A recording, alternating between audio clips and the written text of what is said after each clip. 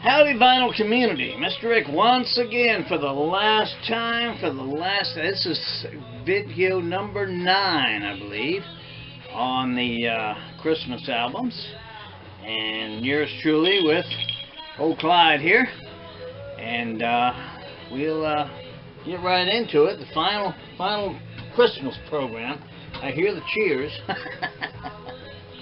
Well, let's jump into it. Here's the first one.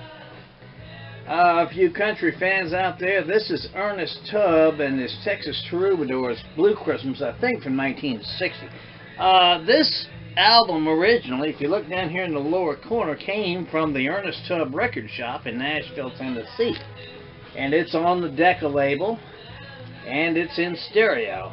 I'm not sure if it's a 1960 model, but it's definitely on the Decca label there. Good one from Ernest Tubb and the Texas Troubadours. Here's Jerry Vale, and those of you that aren't familiar with Jerry Vale, he was a pop singer back in the 1950s and 60s and was quite popular. I remember my father was a big Jerry Vale fan. He liked Jerry Vale quite a bit. And this is a good album. It's a reissue, of course. Christmas, I'm not sure exactly when it came out, but a good Christmas album from Jerry Vale. Here's another one. This is Bobby V, and this is an audition album. This is the radio station copy. This came out, I think, around 1962, and it's one of the few rock and roll records, that Christmas albums that I've got. And of course, Bobby does the Jingle Bell Rock and White Christmas and I'll Be Home for Christmas and just a whole bunch of stuff. And it's a good one from Bobby. It's a good listen. Bobby V. Here's an original from Fred Waring and his Pennsylvanians. I'm not sure when this one came out, but it's pre-1964 because the as you can see, the label is on the side there, capital, so it's pre-1964. But Fred Waring and his Pennsylvanians, and a good sound from them there. This album's in near mint condition. Well, not near mint, but it's in very, very good condition. Let's put it that way. Fred Waring and his Pennsylvanians. Here's Lawrence Welk and his Champagne music. I remember many times having to watch the Lawrence Welk show because the parents wanted to watch it. Not a big Lawrence Welk fan, but I do have his greatest hits, and I do have his Christmas album, and that's about all the Lawrence Welk I can take. Now here's an album that I'll never listen to, and it's not because I don't like it. I wish I could listen to it, but this album looks like it has been played with a frisbee in the street. I mean, it is just completely destroyed.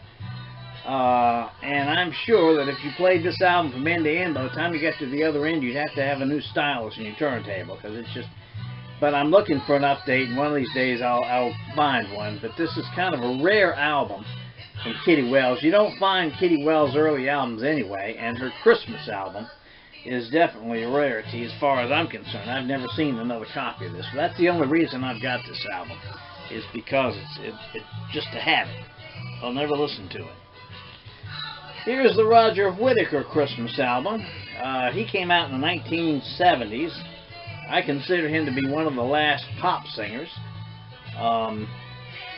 And he had a good album. I forget what the name of it was now, in the mid-70s. But he's a pretty good pop singer, Roger Whittaker. And this is his Christmas album from 1978. The Roger Whittaker Christmas album. And yes, indeed, there's old Slim Whitman. This is the 1969 Christmas album, and he does the Desert Song and a whole bunch of Christmas songs here, and it's a fairly good Christmas album from Slim. I not only have one Slim Whitman Christmas album, I have 2 of them. And this one from 1980, and Slim Whitman and Let There Be Peace on Earth and Away in the Manger, and there's the back cover for all you Slim Whitman fans. And he's on the Epic label this time, but a Christmas album from Old Slim. And last but not least, we get to Andy Williams from 1966. This is his Merry Christmas album, and a good big seller for him. This record was everywhere. I'm surprised if you all don't have a copy of this. I'll be surprised, because I think just about everybody is. This is like the Brenda Lee Christmas album and several others. Johnny Mathis, and just everybody's got it. But that's from 1966.